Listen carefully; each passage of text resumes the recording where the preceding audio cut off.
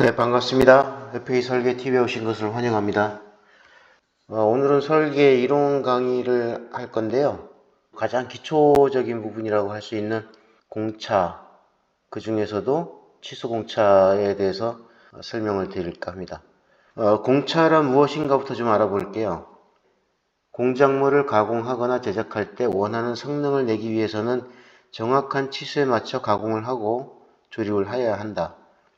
하지만 이론적으로는 가능할지 몰라도 현실에서는 어느 정도 이하로는 물리적으로 어렵고 정밀하게 제작한다고 하더라도 경제적인 이유와 효율성의 문제로 인하여 어느 정도 선에서 치수의 허용 오차를 인정해야 한다. 자, 이게 굉장히 중요한 말인데요. 어떤 부품을 제작을 할 때 얼마만큼 정밀하게 만들어야 하나, 뭐 정밀하게 했을 때 0.000000001 수시점 3자리, 4자리, 5자리, 6자리 그렇게 만들어지면은 모든 부품들이 그렇게만 만들어질 수 있으면은 정확하게들 다 만들 수 있겠죠. 하지만 그렇게 만들라 그러면은 정밀하게 만들수록 가공비가 많이 들어가게 됩니다. 제작비가. 그러면은 그 제작비 문제를 어떻게 해결해야 될까요? 여기서 얘기하는 경제적인 부분, 효율성의 문제, 이 두 가지 부분을 따져봐야 되겠죠. 자, 예를 들어 가지고 20mm라는 수치를 맞추는데 이 시점 뭐 0.0000 이 굉장히 많은 소수점 이하에 이렇게 정밀한 걸로 맞출 수 있느냐? 그러면 얼마나 어렵고 돈이 많이 들겠습니까? 그래서 현실적으로 맞출 수 있는 한계를 정할 수밖에 없죠. 예를 들어서 20mm 플러스 마이너스 0.1로 할 거냐, 또는 20에 플러스 마이너스 0.05로 할 거냐. 이렇게 공차를 지정을 해야 됩니다. 얼마까지 맞춰야 경제성이 있고, 그렇다고 경제성을 따지는 것만 가지고 너무 러프하게 제작을 하게 되면은 또 부품의 기능이나 성능에 문제가 될 수도 있겠죠. 그래서 부품의 성능과 기능에 문제가 없는 선에서 경제적인 부분을 최적화할 수 있는 부분으로 맞추는 것이 공차입니다. 그 공차를 지정을 설계사가 하게 돼 있는 거죠. 자연적으로 발생할 수밖에 없는 오차를 기능상 필요한 만큼 경제성을 따져서 허용할 수 있는 범위를 정하는 것이 바로 공차이고, 이게 얼마만큼을 허용할 것이냐 해서 허용 오차라고 합니다. 직경 30mm, 절대적인 절대 치수의 직경 30mm 핀은 만들 수가 없죠. 지금 오른쪽에 이제 표에서 보면은 여러 개의 부품을 제작을 하다 보면은 정규 분포가 이런 식으로 나올 수 있습니다. 이 중에서 가장 아까 얘기했던 경제성과 기능상 필요한 부분들을 얼마나 맞출 거냐, 이 공차를 정하는 것이 굉장히 중요한 겁니다. 보통 허용 공차를 가정한다면 30에 플러스 마이너스 0.3, 이것은 이제 29.7에서 30.3을 공차를 적용하는데, 이 공차 값이 효율적이냐, 가장 최적화되어 있는 것이냐를 설계사는 항상 따져봐야 됩니다. 공차를 정하는 데 있어서 반드시 고려해야 될 사항이 있어요. 첫 번째로는 부품의 기능에 필요한 정도인가, 두 번째는 불필요하게 비싼 금액이 소요되진 않는가, 세 번째는 가공 방법에 따라 가능한 정도인가, 재료의 특성에는 맞는가, 후처리를 고려하였는가. 자, 1번, 2번 같은 경우는 기능에 필요한 정도인가는 쉽게 생각해 볼 수 있어요. 물론 어려운 부분들도 있겠죠. 자, 그 다음에 불필요하게 비싼 금액을 소요되지 않는가.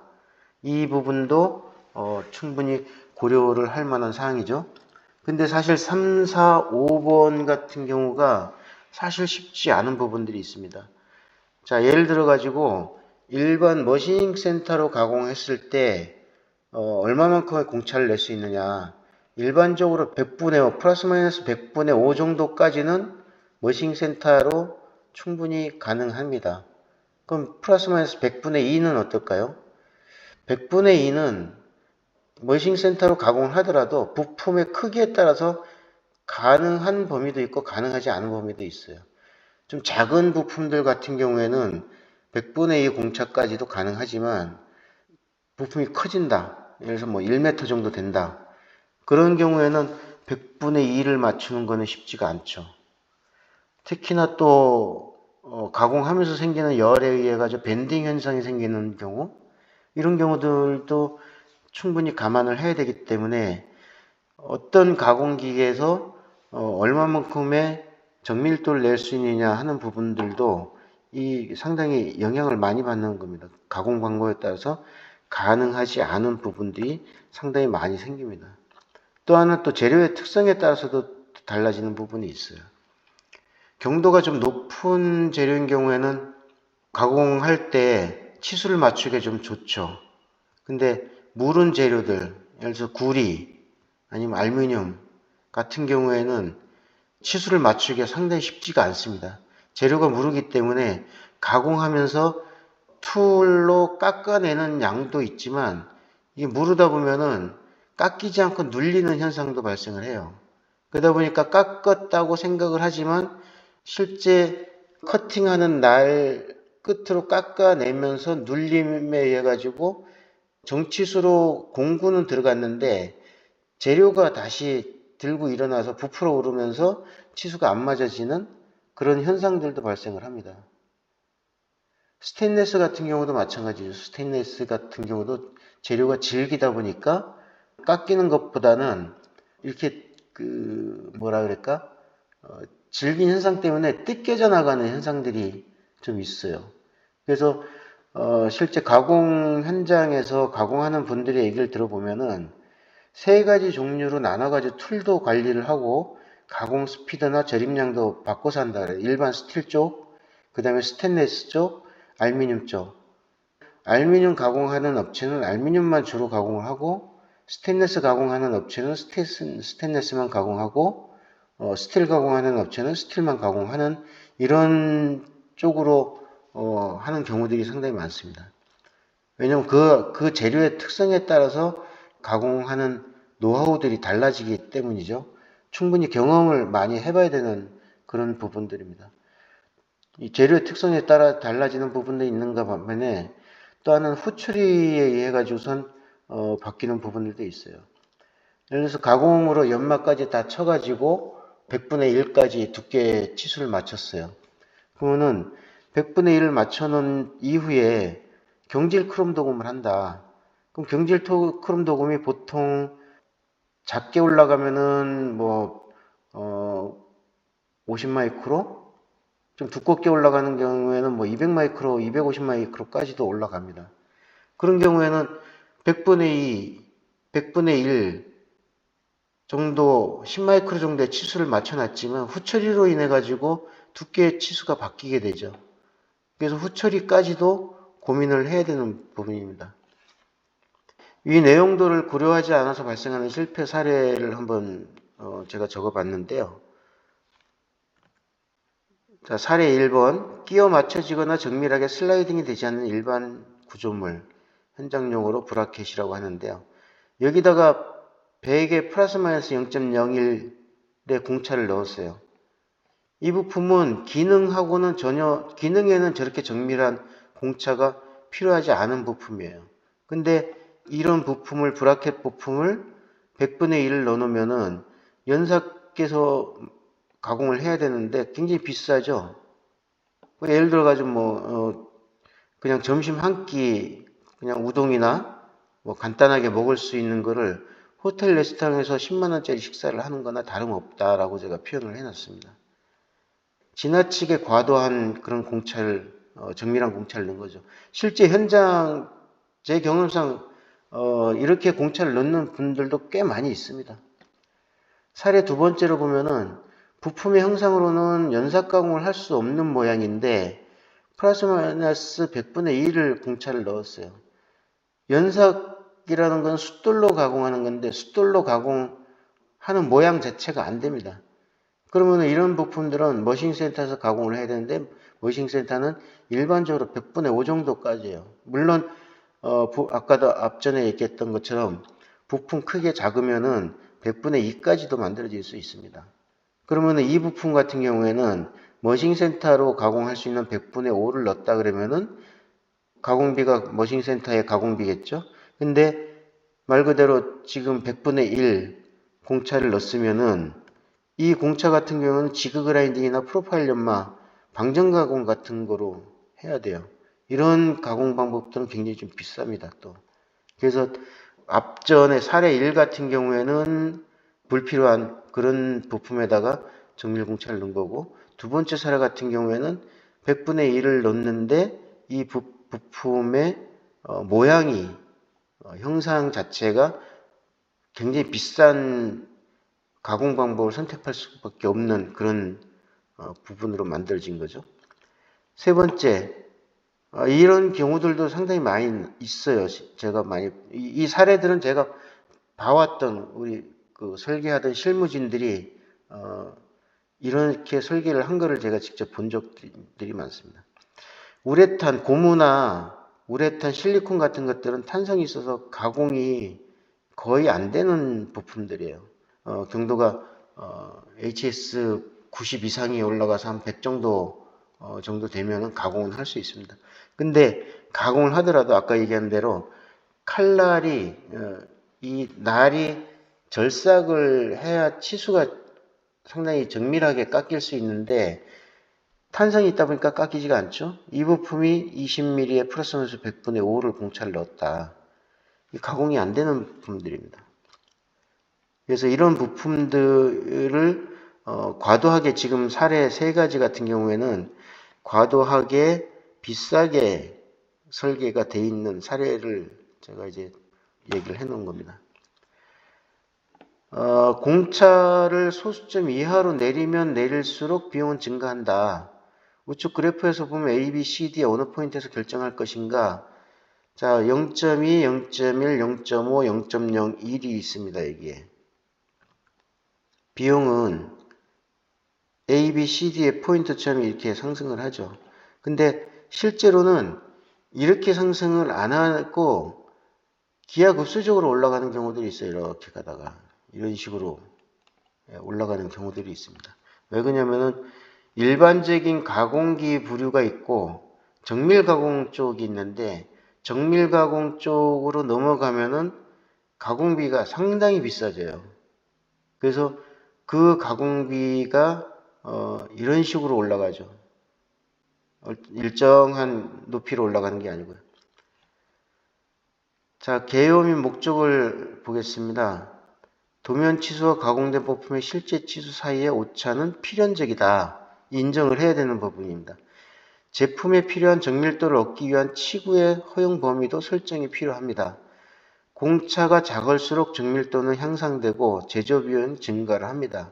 자, 이렇게 정리가 됩니다. 그래서 공차의 필요 요인이 뭐냐? 가공상 나타나는 오차의 편차다. 가공상 나타나는 오차의 편차가 공차 이런 부분들 때문에 필요한 것이겠죠. 그 다음에 온도의 변화에 따른 치수의 변화가 생긴다. 형상의 오류로 인한 조립의 불합리성이 있다. 표면 교출기에 의한 치수의 변형이 있다. 재료별 탄성 한계에 의한 치수의 변형이 있다. 이 5가지가 공차가 필요한 요인입니다. 자, 이 부분은 외워두시는 게 좋습니다.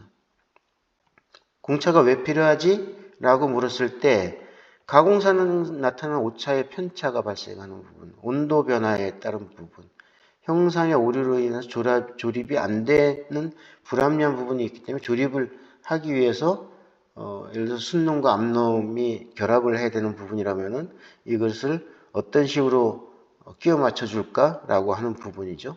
그 다음에 표면 거칠기 때문에 치수가 변형이 되는 부분들도 있고요. 나중에 이제 공차편에 더 자세하게 들어가면 또 딱 설명을 해드리겠습니다. 재료별 탄성 한계 때문에 발생한 치수의 변형도 있습니다. 자, 공차의 종류는 크게 2가지가 있습니다. 치수공차하고 기하공차. 지금 앞장에서 설명드렸던 것들은 치수 공차에 대한 부분들인데요. 치수 공작물의 크기를 관리하기 위한 것이죠. 형상은 아닙니다. 형상이나 모양은 기하공차로 관리를 합니다. 기하공차. 치수공차, 기하공차. 치수공차는 IT공차하고 끼워맞춘 공차로 구분하여 사용을 합니다. IT공차는 인터내셔널 토러런스의 약자이며 국제적으로 통용하기 위해서 ISO에서 국제규격을 정한 공차이고요. 끼워맞춘 공차는 축과 구멍처럼 끼워 맞춰지는 부분에 대해서 편하게 사용할 수 있도록 정의를 내려놓은 것이 끼워 맞춘 공차입니다. 이번에 설명하는 부분들은 치수공차에 대한 부분들을 이제 앞으로 설명을 드릴 건데요. 기하공차 같은 경우는 챕터 자체가 다른 부분들이기 때문에 따로 설명을 하게 될 겁니다. 자, 이 그림에서 마지막 이제 설명이 될 것 같아요. 자, 이 사각형의 모양이 있습니다. 사각형의 모양의 폭이 30mm로 규정이 되어 있죠. 근데 이렇게 오른쪽처럼 기울어지는 형상이 만들어질 수도 있어요. 자, 제가 이제 치수는 좀 크게 만들었지만 1mm라고 하는 부분만큼 기울어져 있다. 그럼 이것은 30mm가 맞는 거냐 안 맞는 거냐. 치수공차 차원에서 보면은 30은 맞췄습니다. 근데 이게 기울어져 있죠. 1mm만큼. 이것은 모양과 자세에 대한 부분들이 있기 때문에 이것은 기하공차에서 관리를 하게 되어 있습니다.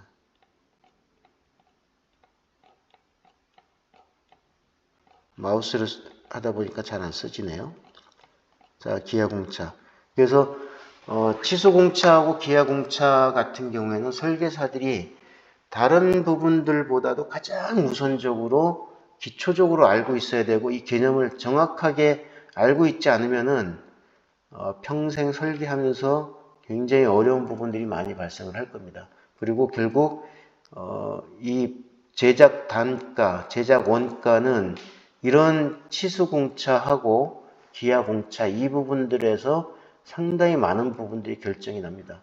공차를 결정하는 과정의 가공 방법도 같이 결정이 되고 후처리까지 같이 결정이 돼야 되기 때문에 제작 원가에 미치는 영향은 상당히 지대하다고 볼 수 있습니다. 여기까지 치수공차의 처음 단계 강의를 마쳤습니다. 다음부터는 공차의 용어, 정의 그런 부분들로 다시 만나 뵙도록 하겠습니다.